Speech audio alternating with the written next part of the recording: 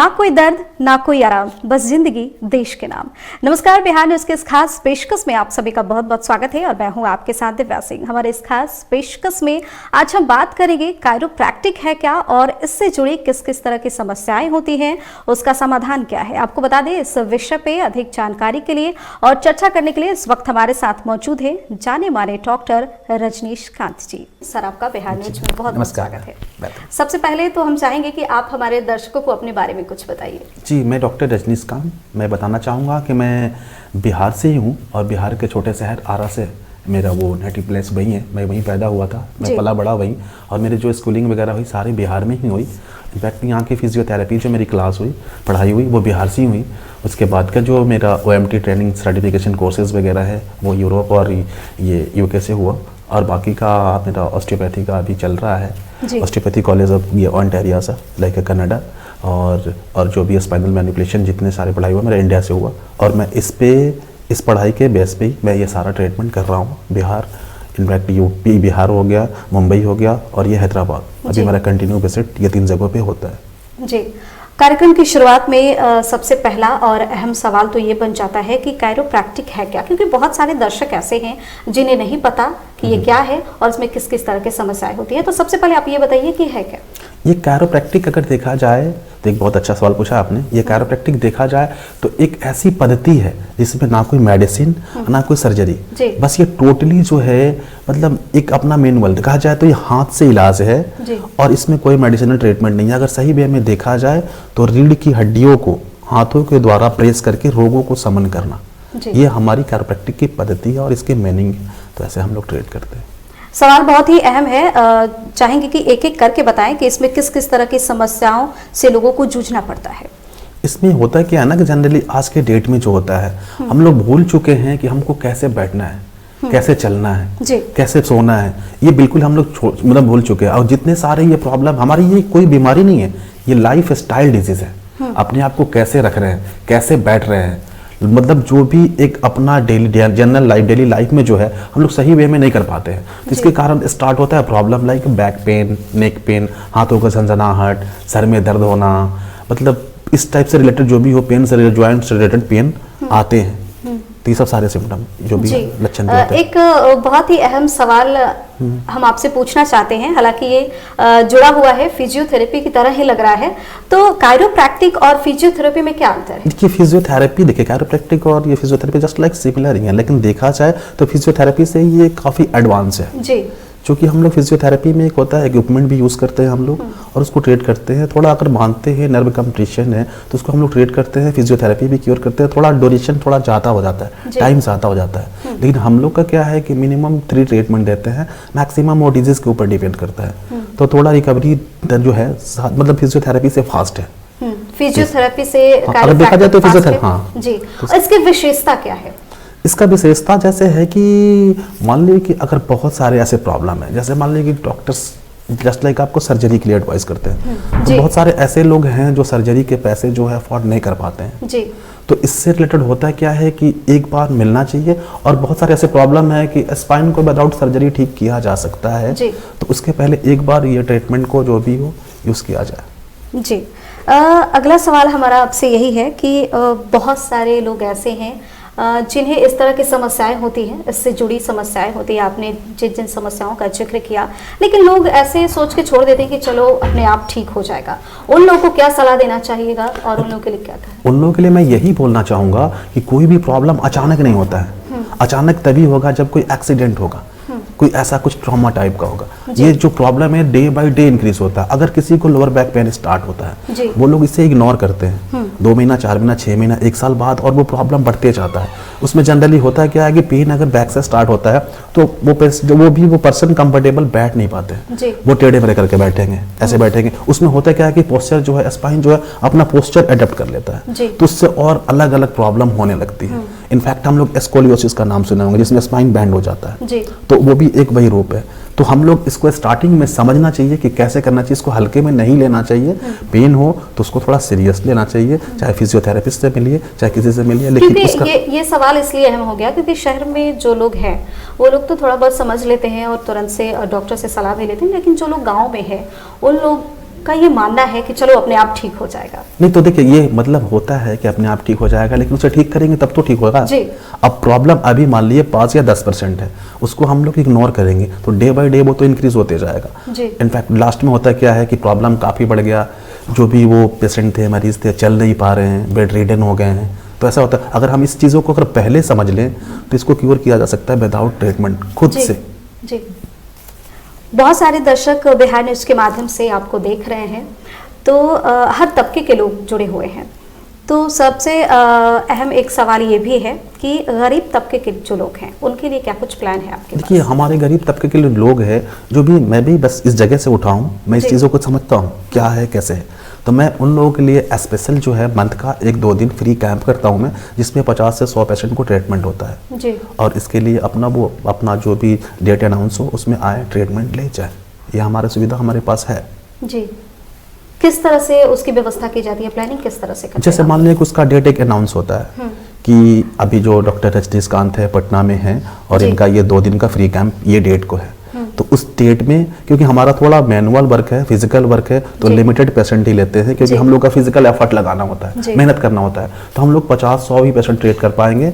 उसमें हम लोग ये डेट अनाउंस करते हैं, उसमें अपना पेशेंट आते हैं, ट्रीटमेंट करते हैं। जी। एक सवाल और है, क्योंकि एक तरह से ये जागरूक करना ही हुआ कि कैंप के द्वारा आप लोगों को जागरूक करते हैं। अगला सवाल भी हमारा यही था एक्चुअली कि किस तरह से कायरोप्रैक्टिक को लेकर लोगों को जागरूक किया जाए? क्यों ना, मैं बस यही चाहता हूँ कि अभी थोड़ा पटना तक ही काम कर रहा हूँ, लेकिन मेरा थॉट ये है कि बिहार के जितने सारे डिस्ट्रिक्ट है मैं वहाँ विजिट करूँ और लोगों को बताऊँ कि ये प्रॉब्लम क्यों हो रहा है जी। और इस प्रॉब्लम को कैसे रोका जा सकता है। तो मेरा बस थॉट यही है, मेरा सोच यही है कि एक बिहार के नया दिशा दिया जाए और जो भी ये दर्द से रिलेटेड जो पढ़ रहे हैं उसको स्टॉप किया जाए, उसको सही वे में समझाया जाए ये क्यों हो रहा है, कैसे हो रहा है। तो ये मेरा चल रहा है। एक सवाल और है, जैसे कि आप भी जानते होंगे पहले के कंपैरिजन में अब लोग योग ज़्यादा करने लगे हैं और लोगों का ऐसा मानना है कि योग करने से रोग दूर होता है। आपका क्या मानना है? नहीं, योग देखिए, ये योग जो एक बहुत बड़ा चीज़ है अपने डेली लाइफ के ज़िंदगी, मतलब जो भी डेली लाइफ का अपना जो चल रहा है उसमें एक बहुत बड़ा रोल रखता है योग। योग एक ऐसा चीज़ है कि अपने आप को मेंटेन करना सिखाता है जी। कि आप अगर बैठते रहे तो आपका बैठने का पोस्चर क्या है जी। आप लेट रहे हैं तो सोने का पोस्चर क्या है जी। खा रहे हैं तो बैठकर खाने का तरीका क्या है। तो योग को देखा जाए तो ये बहुत बड़ी चीज़ है और योग को अपने लाइफ में लाना चाहिए। जी। वैसे तो आपका क्लिनिक बिहार में है, बिहार तक आप लोगों का ट्रीटमेंट करते हैं, बहुत सारे लोग बिहार से जुड़ते भी होंगे, लेकिन क्या बिहार से बाहर के लोगों के लिए भी कुछ प्लान है या फिर आप बिहार से बाहर भी मरीजों का इलाज करने जाते हैं? अभी जो है मेरा पटना में तो चल ही रहा है, इससे पहले मतलब अभी कंटिन्यू में हैदराबाद और मुंबई मेरी विजिट होती है। बिहार में मैं इसलिए थोड़ा ज़्यादा मैं जोर देना चाहता हूँ कि बिहार के लोग बहुत कम जानते हैं और हमारे बिहार सेंटर पे पेशेंट भी आते हैं तो आउट ऑफ बिहार के बहुत आते हैं, बिहार के बहुत कम होते हैं। तो मैं बस थोड़ा बिहार को मतलब बताना चाहता हूँ कि ये क्या है। तो डॉक्टर रजनीकांत के द्वारा ट्रीटमेंट किया हुआ कुछ वीडियो हमारे पास है, हमको ऐसा लगता है कि आप देखेंगे तो शायद ज़्यादा बेहतर तरीके से समझ पाएंगे कि कायरोप्रैक्टिक क्या है। तो हम चाहेंगे कि सबसे पहले आप ये वीडियो देखिए। अभी आप इस वीडियो में देख रहे हैं एक यूके की महिला हमारे से इलाज के लिए आती है और अपने प्रॉब्लम के बारे में बताती है, जो मैं इनको सीधे लेटा करके इनको नेक के अराउंड जो वर्टिब्रा है, जो मसल्स है, अपने अंगुलियों से चेक करते हुए C1 से लेकर के, क्योंकि उनका कंप्लेन था कि पूरे नेक और बैक में मुझे पेन होता है। पहले सीधे लेटा करके चेक करने के बाद मैं उनको उल्टा लेटा करके थोड़ा अपने हाथों के फिंगर से सारा वर्टिब्रा जो उनका है वो मैं चेक कर रहा हूँ। अभी नेक से नीचे जाते हुए कैसे क्या प्रॉब्लम है, क्या सबलक्सेशन, कहाँ उनकी हड्डियाँ दब रही है, कहाँ गैप स्पेस ज़्यादा है, कहाँ गैप स्पेस कम है। सारे टच करने के बाद मुझे कि जैसा फील हुआ नेक पेन का काफ़ी स्टिफनेस, और मैं हाथों को आप देख सकते हैं, हाथों को प्रेस करके, और मैं थोड़ा सा जर्की मोमेंट ये थोड़ा मैं दिया और इनको नेक के मसल्स और बोन को थोड़ा रिलाइनमेंट किया। दोनों साइड से करने के बाद थोड़ा इनका बैक, जिसको हम लोग थोरेसिक और डोर्सल एरिया भी बोलते हैं, T3 and 5 थोड़ा इसको प्रेस करते हुए बॉडी को अचानक थोड़ा फोर्स अप्लाई करते हुए, और ये मैंने इसको एडजस्ट किया। इसके बाद इसी के थ्रू नीचे बढ़ते हुए आप देख रहे होंगे इनको वन साइड लेटा करके मैं थोड़ा बॉडी को आगे खींचते हुए, ये कैरोप्रैक्टिक टेक्निक है जिससे मैं बोन को अलाइनमेंट में ला रहा हूँ। दोनों हाथों को जोड़ करके इनको ये पोजिशनिंग करके अच्छे से, उसके बाद मैं इनको सांस लेने के लिए बोलता हूँ और सांस छोड़ने के लिए। और ये कमर पे आप देखें एक जोर, इसके बाद हड्डियों की आवाज़, इसके बाद इनकी पोजीशनिंग चेंज करने के लिए बोलता हूँ मैं।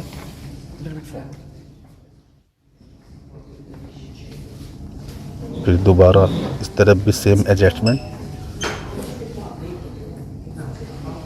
ये एडजस्टमेंट बेसिकली कमर के लिए होता है, जो ये बैक पेन से काफ़ी टाइम से पीड़ित थी, और ये बैक बोन का एडजस्टमेंट है इनका, लाइक ए लंबर रीजन, जिसको हम लोग लंबर बोलते हैं। फिर से वही एडजस्टमेंट, सांस लेना और सांस छोड़ना, और ये छोटा सा फोर्स अप्लाई, और ये बोन को रिसेट करते हुए फिर इनको स्ट्रेट लेटा करके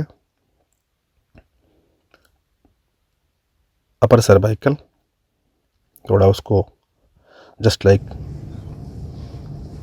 मोबिलाइजेशन, और ये अपर सर्वाइकल को रिलीज करते हुए, जो इनको काफ़ी अच्छा लग रहा है दोनों साइड।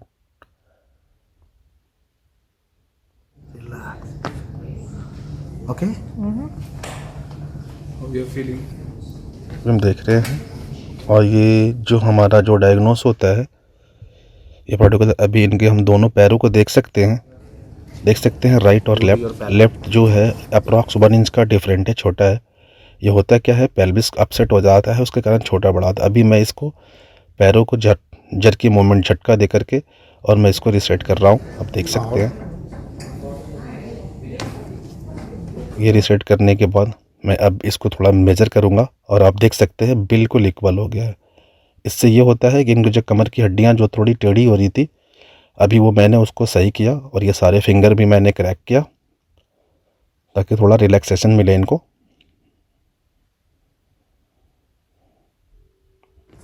और ये एंकल जॉइंट को थोड़ा अलाइनमेंट करते हुए बोन एडजस्टमेंट चारों तरफ से देख सकते थे हम लोग। और ये सेकंड लेग का, राइट लेग का सेम वही एडजस्टमेंट एंकल के लिए, लाइक ए नी जॉइंट। और ये नी एडजस्टमेंट, घुटने में दर्द भी आ रहा था इनको, उसका लिए मैंने ये एडजस्टमेंट किया। Side rotation by tibia and fibula, loose उसके बेटा क्लोज।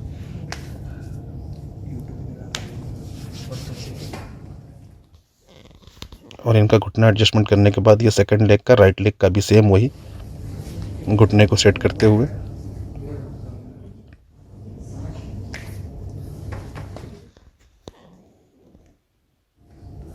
ये थोड़ा हिप जॉइंट का एडजस्टमेंट, क्योंकि उनका कंप्लेन था कि समटाइम हिप पेन आता है, ये हिप जॉइंट का एडजस्टमेंट। और ये देख सकते हैं आप, ये एडजस्टमेंट कितना स्मूथली और इजी हो रहा है। ये सेकंड हिप एडजस्टमेंट।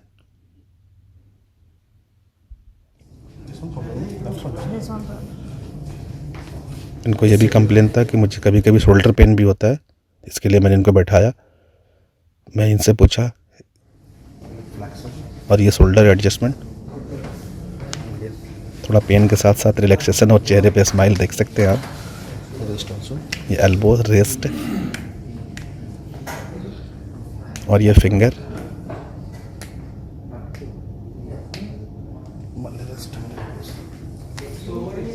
सेम वही प्रोसेस।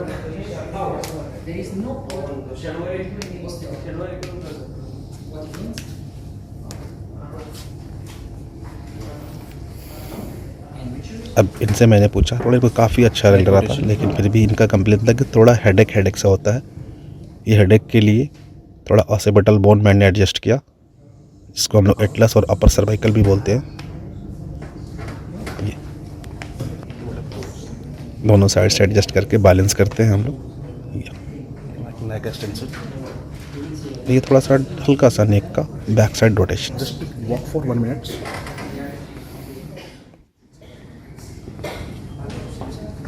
थोड़ा वॉक करने के लिए बोला मैं उनको कि घूम करके देखिए। घूम करके देख रही थी, काफ़ी वो खुश लग रही थी, काफ़ी वो रिलैक्स फील कर रही थी। और थोड़ा ये लास्ट का एडजस्टमेंट, लाइक इसको हम लोग डीकम्प्रेस कहते हैं। इसमें सारी हड्डियाँ जो होती है कमर की, स्पाइनल कॉर्ड की, वो आपस में सारी स्ट्रेच हो जाती है और पेशेंट काफ़ी रिलैक्स फील करता है, जो आप इसके बाद देखेंगे।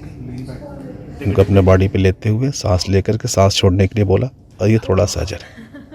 और ये देखिए इनके चेहरे पे स्माइल देख सकते हैं, ये कितने खुश है और एक्साइटेड है। ये बता भी रही है कि सारा कट कट करके मुझे खुला, और ये धन्यवाद देती हुई। We have a guest. Her name is Anna. You're from? UK. Okay. So you came for osteopathic training. Yes, Okay. How you felt amazing. meeting Dr. Rajnishka? Oh, it was amazing. Doctor साहब, मैंने सुना है कि आपके मरीज में फिल्मी सितारे भी शामिल हैं और राजनेता भी शामिल हैं, तो हम इसके बारे में जानना चाहेंगे किन किन का आपने अभी तक इलाज किया है। जी मैडम, देखिए जब ये प्रॉब्लम रहा है, पेन तो किसी को भी हो सकता है जी। और थोड़ा उन लोगों को थोड़ा भागदौड़ ज़्यादा होता है, तो उन लोग जनरली अगर देखा जाए तो मैं अगर ये आते हैं पंकज त्रिपाठी जी, उनकी वाइफ, उनके सासू माँ, उनको मैं ट्रीटमेंट किया। आपके ये भोजपुरी में काजल रखवाने, खेसारी जी, इन लोगों को मैंने ट्रीटमेंट किया। और भी आपके बॉलीवुड में मिस्का चौरसिया जी हैं, उनको मैंने ट्रीटमेंट किया। और साउथ इंडियन बहुत सारे छोटे बड़े कलाकार हैं जिनको मैंने ट्रीटमेंट किया। और अभी बाकी अभी लेते हैं राजनेताओं के ट्रीटमेंट में, तो बिहार के लगभग सब लोग ट्रीटमेंट लेते हैं जी। और बाकी ये सिक्किम के सीएम जो है प्रेम सिंह तमंग और गोले जी, वो भी ट्रीटमेंट लिए मेरे से। वहाँ के इनफैक्ट राज्यपाल जी जो हैं श्री गंगा प्रसाद चौरसिया जी, वो भी मेरे से ट्रीटमेंट लेते हैं। और सब लोग को लाभ है, सब लोग खुश हैं। किस तरह से उन लोगों ने आपसे संपर्क किया, कैसे पता चला? जैसे मेरे वीडियो देखे, फिर अपने से रिलेटेड मुझे ढूंढना शुरू किया, फिर मुझे ढूंढा, मेरे तक पहुंचा, फिर मैं उनसे मिला, फिर मैं उनको ट्रीटमेंट दिया। नमस्ते, मैं पंकज हूँ और मुझे इस हालात में देख रहे हैं क्योंकि मैं रजनीश जी के पास खड़ा हूँ। कमाल के कायरोप्रैक्टर हैं और पिछला 2 सेटिंग हमने खुद की है, क्योंकि हम लोग एक्शन स्टंट करते रहते हैं, तो कभी इधर चोट कभी इधर मोच। तो शुक्रिया सर, आप कायरोप्रैक्टर मतलब प्रैक्टिस के थ्रू बहुत बड़ी सेवा भी कर रहे हैं, तो बड़ा काम कर रहे हैं। इवन हमारे ससुर जी भी प्रसन्न हो गए, उनका शोल्डर आज ठीक हो गया। तो thank you so much Rajesh ji, और आपके देखने वाले सबको मेरा नमस्ते। आपका एडजस्टमेंट पूरा फुल बॉडी हो रहा है। आज बहुत तोड़ हुआ मेरा। नहीं, वैसा सारा सही जाएगा। हाँ, तो बस कभी भी कोई लगा तो जरूर सर से भी लूंगी और सर से थेरेपी लूंगी, और बहुत अच्छा लगा। और मैं आप सबसे भी रिक्वेस्ट करूंगी, अगर किसी को भी कोई प्रॉब्लम है तो प्लीज आइए सर के पास, बहुत अच्छी थेरेपी देते हैं एंड आप लोग बहुत अच्छा रिलीफ फील करेंगे। नमस्कार, प्रणाम, मैं किशोर लाल। तो मेरे जीवन में आज तक मेरा हड्डी इतना नहीं बजा था, जबकि बहुत सारी पेन थी, यहाँ था और यहाँ था। तो वो अभी 1 मिनट के अंदर मैंने दर्द खत्म करने वाला मैं अभी तक दवा खाया था, लेकिन हाथ से ट्रीटमेंट मुझे नहीं मिला था। बट आज डॉक्टर साहब के ट्रीटमेंट कुछ रिलैक्सन, क्योंकि हम लोग जिम वगैरह करते हैं तो डंबल इधर उधर हो जाता है, उसकी वजह से बड़ी प्रॉब्लम होती है। तो थेरेपी लेना पड़ता है, बट उससे कुछ रिलैक्स होता नहीं है और फिर वो जगह पे ही आ जाता है, क्योंकि अभी बहुत रिलैक्स महसूस कर रहा हूँ मैं। अगला सवाल हमारा ये है कि कायरोप्रैक्टिक से जुड़ी जिन लोगों को समस्याएं हैं, खाना पीना बहुत ही मायने रखता है हमारी डेली लाइफ में, तो उन लोगों को किस तरह से खाने पीने का ख्याल रखना चाहिए? देखिए होता क्या है मैडम, जनरली अगर मानते हैं हमारे बहुत सारे ऐसे प्रॉब्लम है, पेन वगैरह ऐसे हैं जो ये मसल्स बेन और ये बोन के कमी से नहीं होता है, कभी ऐसे मिनरल्स विटामिन्स की कमी से भी हमारे बॉडी के अंदर पेन होते हैं, जिसको हम लोग समझ नहीं पाते हैं और बेवजह डायग्नोस कराते चलते हैं, ये वो बहुत सारे पैसे खर्च करते हैं। तो वैसे कंडीशन पे एक डाइट भी बहुत बड़ा मतलब अहम रोल रखता है अपने लाइफ में। अगर कोई डायबिटिक पेशेंट है उसको शुगर नहीं लेना है, अगर किसी को ओबीस पेशेंट है तो उसको फैट वाला चीज नहीं लेना है, किसी को मिनरल्स विटामिन्स कमी है तो उसको क्या क्या फूड्स लेना है कि जो उससे सारा बॉडी के एग्जाम्पल के तौर पे क्या क्या लेना चाहिए, हम चाहेंगे कि आप एग्जाम्पल के तौर पे अगर जनरल लाइफ में जो है, अगर एक इंसान को 2 से 2,500 कैलोरी लेना चाहिए, अब उससे ज़्यादा इनटेक करेगा तो वो तो खैर, अब बाहर बाकी रहा डाइट मेंटेन करना, तो डाइट मेंटेन करना भी अगर बहुत सारे क्वेश्चन आ जाते हैं कि अब ये डाइट मेंटेन कैसे होगा। शहर के लोग तो डाइट मेंटेन कर लेंगे, जो गाँव के लोग हैं वो कैसे कर पाएंगे? तो उनके लिए भी देखिए हमारा कुदरत भी एक बड़ा चीज़ है, तो हमारा जी। कुदरत भी दे रखा है। बहुत से ऐसे फ्रूट्स हैं, बहुत से ऐसे सब्जियां हैं जो सीजन में ही आती है, जी तो उसमें वो कुदरत हमारे लिए भेजता है, लेकिन हम लोग उसको लेते नहीं है। तो उसे लेना है, उसको लेकर के भी अपने डाइट को पूरा किया जा सकता है। डेली लाइफ में जो चाहिए, मैं पानी, दाल, चावल, वो लेना है।